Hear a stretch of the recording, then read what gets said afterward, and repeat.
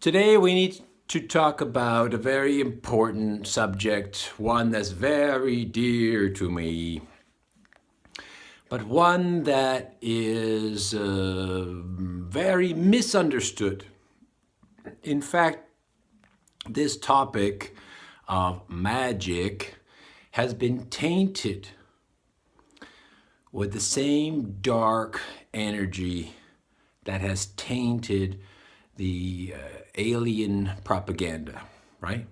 All the evil aliens and the alien invasions and the alien serial killers on spaceships. Now, magic. I want to talk about magic. I'd like to speak as much about magic as possible, what I call reality magic. And this is not the first time. I've spoken about it before. There's a 6-hour course, six videos, almost an hour each on reality magic. That's a good primer. A bit long-winded, but it's a good primer. Now, where do you start? Where did I learn about magic? That's a good question. How can why does it exist? Why is it real? I mean, that's a very big discussion. I'm going to just make it brief so that we can focus on reality magic, things that you can put to use. Now, 2005, I woke up and I met some interdimensional beings, and they enlightened me on the false reality, and they alerted me that there's other things going on.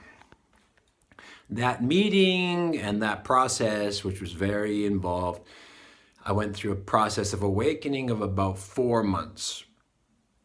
A very intense process with all kinds of information flowing through me, all kinds of dreams, meditations, beliefs, opinions, ideas, and all of it was documented in my memoirs about the first 4 months. And so there's a couple of memoirs to document it.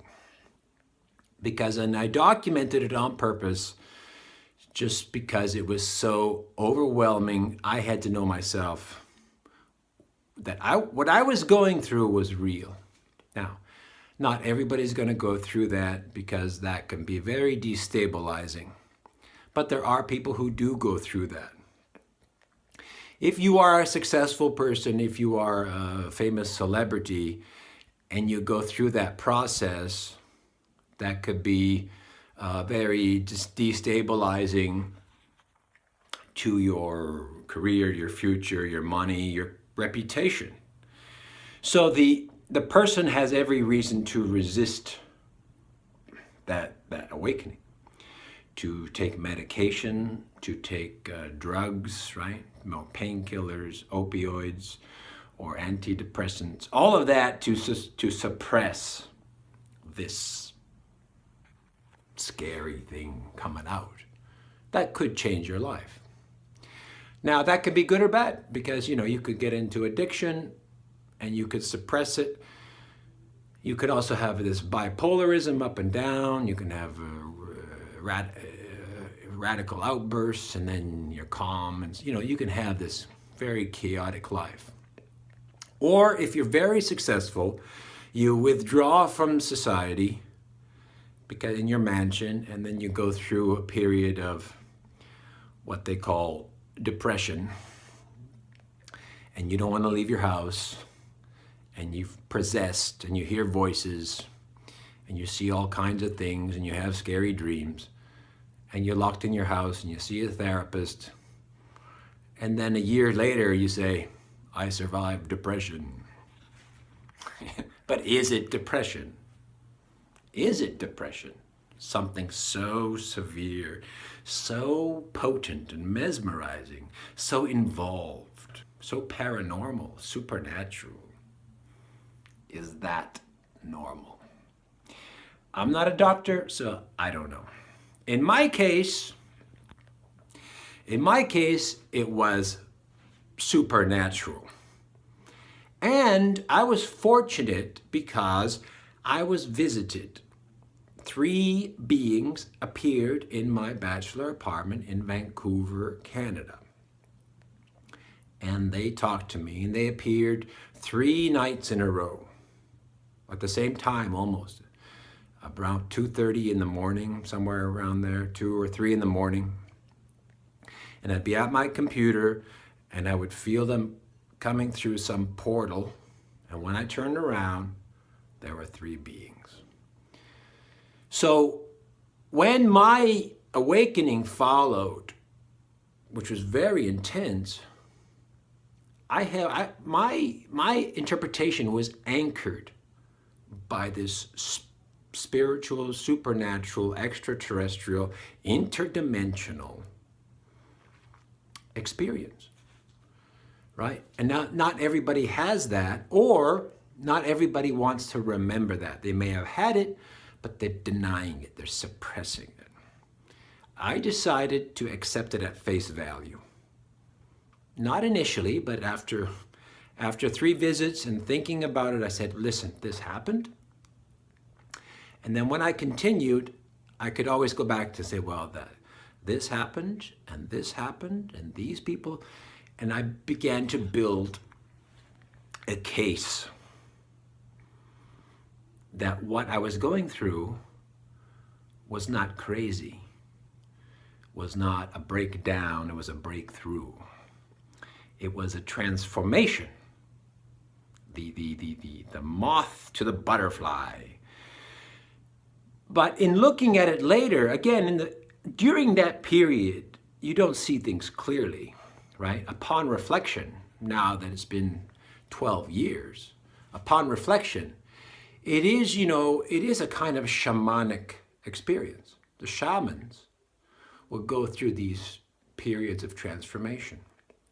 They go through a transformation, they go through a ritual, they tap into the other dimensions, they glean information about themselves, and when they come back, they're kind of like ghosts, and they see things, and they talk in weird languages, and they can see into the future, and people think they're crazy. But in the older traditions who believe in shamanism or magic, they know that some people go through these experiences.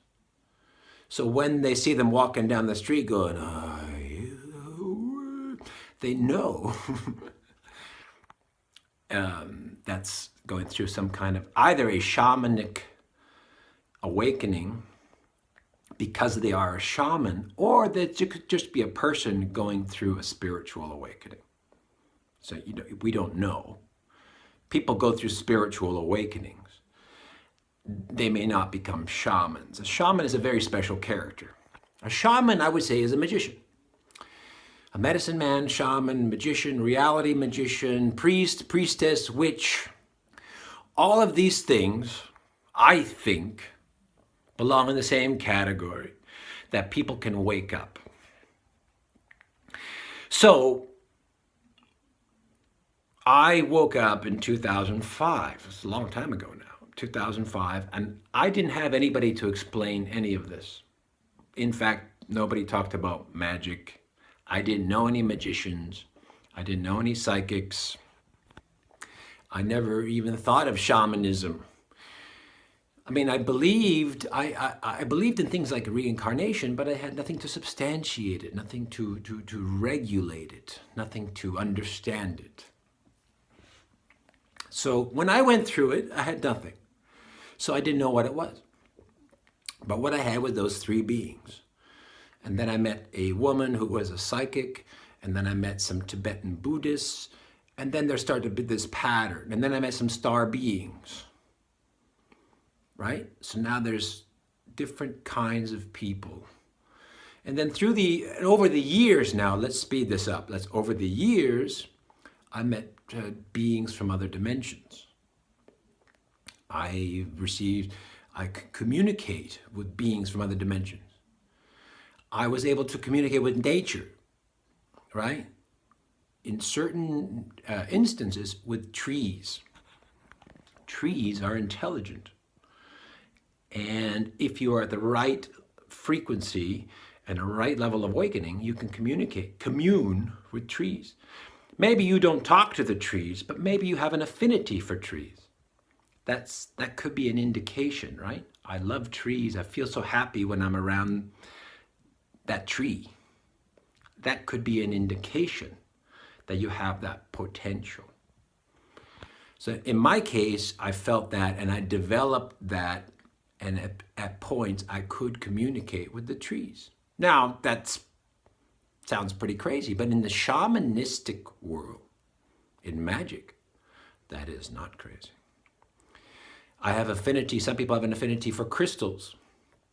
Crystals, they think crystals radiate energy, and rocks, stones. I have an affinity for rocks and stones and crystals. I had an affinity for herbal knowledge, all of these things. And all of that happened alongside my communication and experiences with extraterrestrials, star beings from other planets, other dimensions, other solar systems, other galaxies. They're very advanced. Some of them are very advanced. Now, because they're so advanced, if they meet a normal person, that person will be fundamentally, their brain will not be able to process the experience. And that could lead to all kinds of psychological breakdown, right? The brain will try to reject it, to deny it, to rationalize, to justify it. They'll go into therapy, drugs, who knows? They'll have a breakdown. If they talk about it in public, they'll be labeled insane. They could lose their job. It gets very bad. Even if you don't go insane and talk about extraterrestrials, your reputation goes down pretty quick. So the star beings, they have a protocol. We have to be careful how we communicate with people. So I was communicating with these star beings, and I was going through this awakening process. Now, how did I learn about magic? Well, I was going through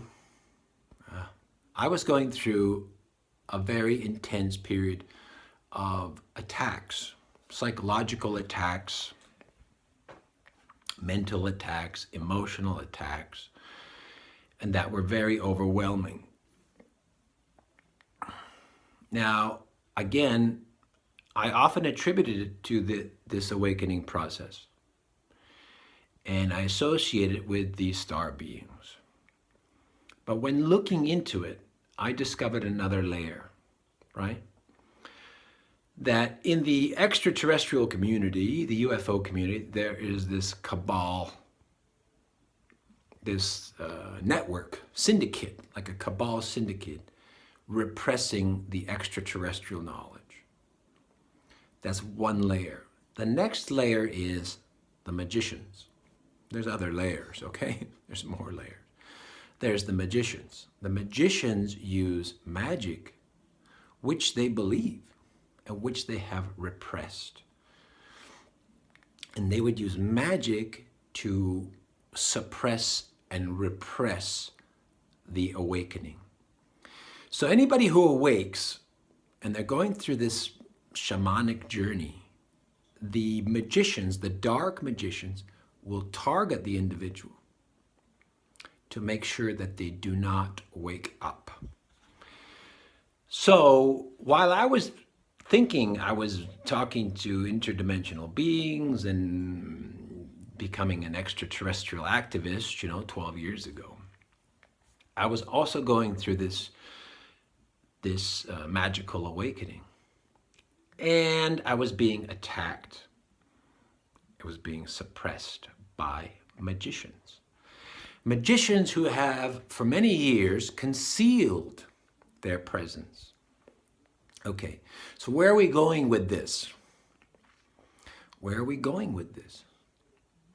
There are certain people in society who have magical ability. Magic. Now, there are intuitive people, there are exceptional individuals, but there are magicians.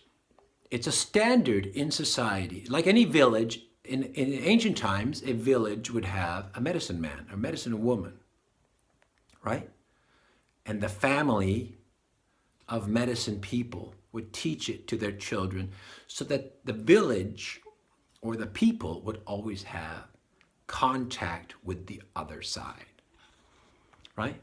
So the medicine man would be consulted to treat certain diseases, to foresee the future, whether it's going to be a weather event or some kind of natural disaster or an invasion or an attack or an illness in the family, or if the gods wanted to communicate, they go through the medicine man, the shaman. It's a standard. Every village culture used to have this magician. Who's the local magician? Now, of course, since then, it's all lost, right? Now we've gone into psychic, and now it's therapists or psychiatrists. It's kind of the psychiatrist is the anti-magician, because they don't believe in other dimensions. Yeah, my client's a nut. Now, there are people with mental illness, okay? There are people who are terribly confused, but that's not the discussion here. The discussion is that there are magicians, and magician is a necessary component of a healthy, functioning society, because the magician is able to access information from other dimensions, from higher dimensions, non-local information. They can also see into the future. They can read things. And in that sense, the magician is an integral part of society, because society can't see everything. The magician can see everything, right? A magician can see the past and the future.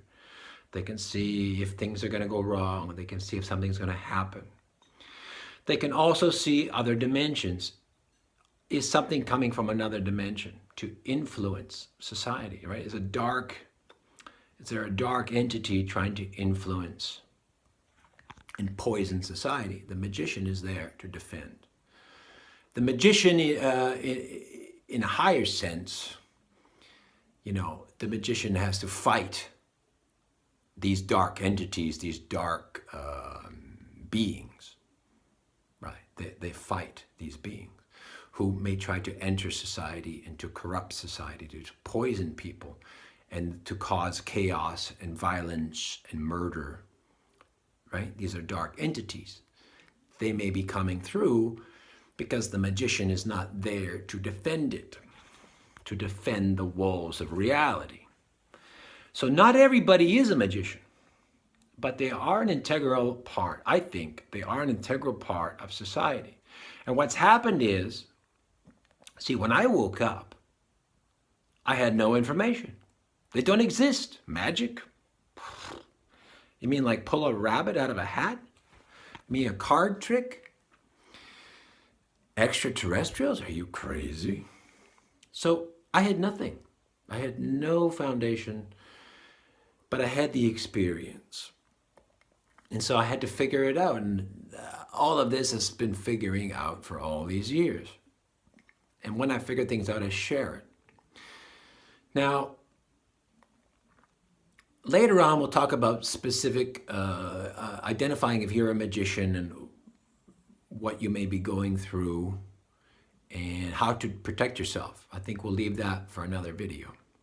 For this video, I want to end with the idea, and I want you to take this seriously, that some of you have a magical capacity to be a magician, a shaman. If that is the case, if you're not crazy, if that is the case, then typically a magician is a reincarnated person, right? So if you believe in reincarnation and past life, automatically you would suspect you have some magical ability, magical talent. How much is a question of how much you have, depending on what you did in your past lives, what kind of karma you've brought back with you, and that will determine what you're here to do. But also it depends on how much are you willing to develop your magical ability. That might entail changing your life, right? Now, on a conscious level, egotistically, right? Egotistically, on a conscious level, your livelihood is very important. Whether you have family or friends or reputation, or you make a certain amount of money. Now, if you want to develop your magical ability, if you want to become a magician or a shaman or a priestess, right? To uphold the magic which you have come back for. You are a reincarnated being. And magicians have a particular ability to reincarnate, right? They know they're going to reincarnate. I'm going to come back. The problem is this time period is it's a very suppressive environment. It's a very limited information. We don't have access to this. We don't have the belief systems about magic. God is the commander, although that is changing. So if you are a magician, there could be some cost. Now, logically, you don't want to pay that cost, but you have to decide whether to honor why you're here, which you chose to be here, right? You reincarnated. If you are a magician, reincarnated, do you want to develop those skills? And are you willing to pay the cost? If you're not willing to pay any cost, if you don't want to change your livelihood or your income or your friend, then you're not willing to pay the cost. But then you could be going against your karmic cycle, right? There could be karmic consequence. So the spiritual person, the magician, knows that. There's karma. Karma is telling you something. And there's the reality, ego. The ego is telling you something. Now, let me end on this. In the magical world, the ego world, in the magical belief, the ego world is false. It's an illusion. You look at Buddha. Buddha said that. Everything is an illusion. Right? So when you make a decision as a magician, you realize that all of this physical stuff is illusory. And what's real is the other stuff. So if you honor the physical world, you honor illusions. And if you honor the non-physical, you honor what is real. Depending on how much you understand that, will determine what you're willing to do. And the key is always you take steps forward. You take baby steps. You go through an awakening, you develop yourself, you develop your life, then you go through another awakening. It's a process. There's no weekend magician, become a magician in a weekend. Doesn't exist. Some periods can be long drawn, some periods can be short. You could have, once you accept the path, you will learn to manage and develop yourself, and you will start to learn things, right? But there